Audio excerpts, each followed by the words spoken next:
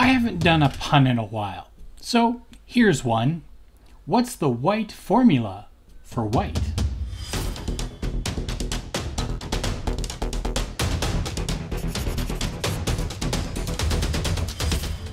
It's the color of snow, of cream, and of paper. It covers half of a penguin and half of a nun. Well, that last one is half of a reason for this video.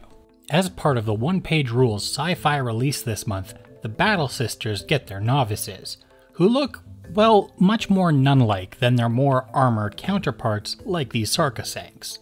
I guess armor is expensive, so they're not just going to give it to any warrior without testing them first. Thus, the novices much lighter armor. Check the description for a link to the Patreon. But to have fun with it, I am going to do a little challenge. White is one of those difficult colors to get right, because you'd think that you just need to paint it white and you're done. But it's not that easy. But it is still easy. Okay, here's what I'm going to do. I'm going to paint every part of this sister with only 3 tones, each one ending with a pure white, just to show that even with white, there's still a lot of color to go around. That's why I'm starting with the gray primer this time, since that will at least get me halfway there, and I'm going to try and keep it simple, so this is more of a beginner-friendly version of white.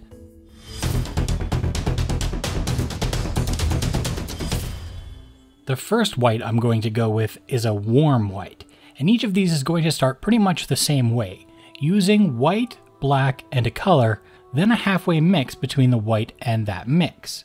So I'll have a desaturated color base, a pale midtone, and then of course white for the final highlights. To make a warm white, I'm going to be using an orange to do so. A red is just going to become pink, and a yellow is going to look more like khaki or bone. So this orange will give me something warm without turning into something else. So one of the major things, in my opinion, about painting white is it can't start too dark. Huge contrast is what makes non-metal metal work, where you go from almost black darks to bright whites. But for something like this cloth on our outfit, its shadows just wouldn't be that dark unless in a really strong light, which I'm not going for on this figure. For the second tone, I'm going to be adding even more medium to thin out the paint particles even more because I don't want each of these layers to go on too heavy. That's how we'd end up with too much contrast between the layers. But instead, with a thin transparent layer, I can go over it multiple times. Each time it builds up just a little more of this layer, but keeps those edges nice and soft. You know that too thin coats thing? It can be just as useful for layering as it is with basing. I just want to show off the difference between the brush I'm using and the brushes I could be using. This one got a little older and worn down, so it's lost its sharp point, and I'm using that to purposefully reduce my ability to be able to draw thin lines for this outlining of white. I'm aware that beginners aren't going to be able to pull off the smallest outlines at first, so this is how I'm going to be able to mimic that, so the final shot of this model should be something achievable for most.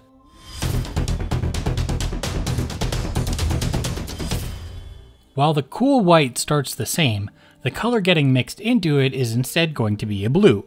But should I go with the phthalo blue or the ultramarine blue? Well, the phthalo blue is actually green shifted, which means it's actually more cool than the ultramarine. So since I've already got some warmth in the model, maybe I'll go with the ultramarine to keep the colors kind of warm. You may have noticed that the white highlights from the last color aren't exactly a pearly brilliant white, and I'll explain more about it when I get to the white highlights of this layer. But I assure you, it was white that I used, not a mix. Unlike this base coat, which is just going to touch the last few fabric items on this novice. The mid-tone is going to be the same story from earlier as well, thinned down with medium so it doesn't go on too heavy and in multiple layers. When it comes to where I'm putting it and how, I try and pull the brush from inside the shadows to the outside. I want any pooling, no matter how minor, to happen in the raised and light touched areas. So that's why I start at the border to my shadow and pull it out or across. So when is white not white?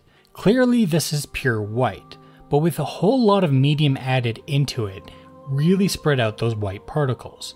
This puts white in a weird little state where it's both opaque and translucent.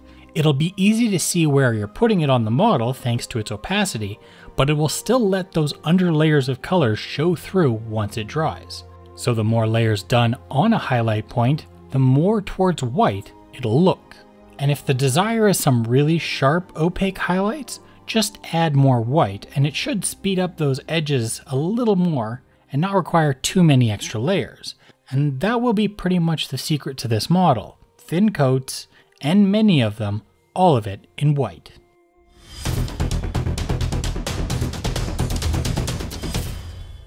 So here's a little quiz. Why doesn't white plus black equal gray? Well, on paper they do, if you had a perfect black and white.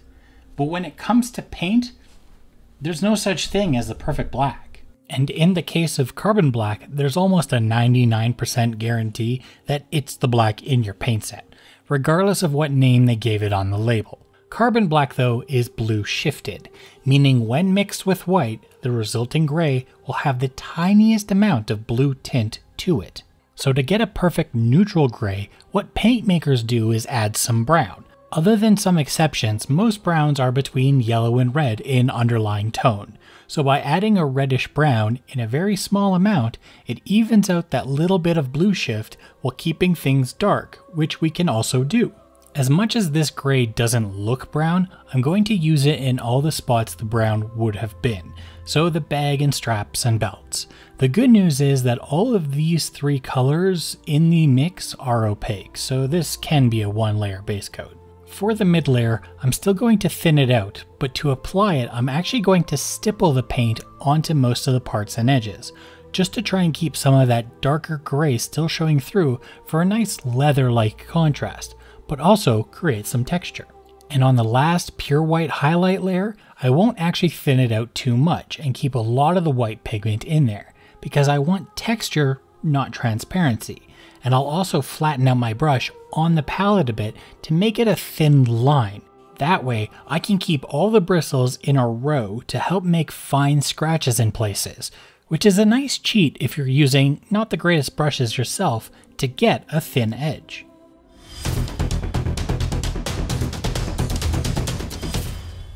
For her skin, I'm going to use two colors total, a red oxide and just the white. It won't be a perfect skin tone, but when working with pure pigments, it's close and quick. And since I'm going up to white, it'll be pretty pale anyway, so no need to desaturate. This is where the gray base coat really comes in handy, since this should go on easy enough, but it'll still appear quite a bit lighter thanks to there being no black involved. Though both red oxide and white are opaque, so should only need a few thin coats to cover. With skin, I really want to make the transitions soft and subtle, so I'll do the trick from before of adding a lot of medium to my mid color and pretty much do a few layers, pulling to the highest points and muscles and leave the shadows that more vibrant pink.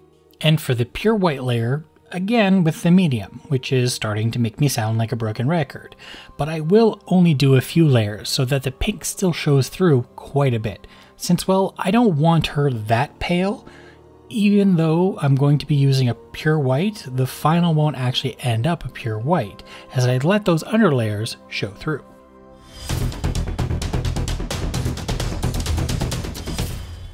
What about all the metals? How do I include those? Well, there is a white for that. A metallic white, actually. This one from scale 75 and is basically a sparkly white, so can use it as my white highlight, while using a few of the other metallics that come before it in the silvers and steels for the other tones. So this should be fitting with the rest of the model. Starting with just a steel metallic color first, but mixing in a little of the gray used for my pure gray layers, because I want this to cover more than it does shine. Because the shine is actually going to come from the following layers, this one being a silver metallic. No mixing with this one, just the pure silver around all of these little bits, trying to layer it more on the higher edges. With the weapon tip, there's actually quite a lot of texture that it could just be wet brushed on or dry brushed on. Then for the final layer of white, I'll be doing the trick with the medium again.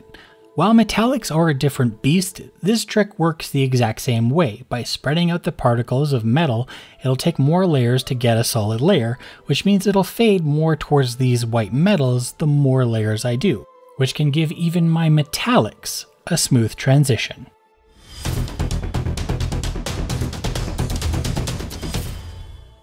finished the rope with some white and raw sienna. And since I knew there was no way I was going to dot the eyes with that brush, I just added some shadows with a light wash. Although looking at this, we wouldn't say there's anything that is a pure white, I'd like to say that white is a state of mind, man. In that, where white is next to white, of course it isn't going to look like a pure white. But that was the point, to be able to show off the different ways color can be added to white. But on something like this Vinci Captain, where the white is next to all the other colors, it reads as a bright white, though the process I used on it was the exact same as all the whites on the sister. Please subscribe if you liked this video, and check the link in the description to my Discord, where I talk all sorts of nonsense about miniatures painting, provide critique on paint jobs, and occasionally stream.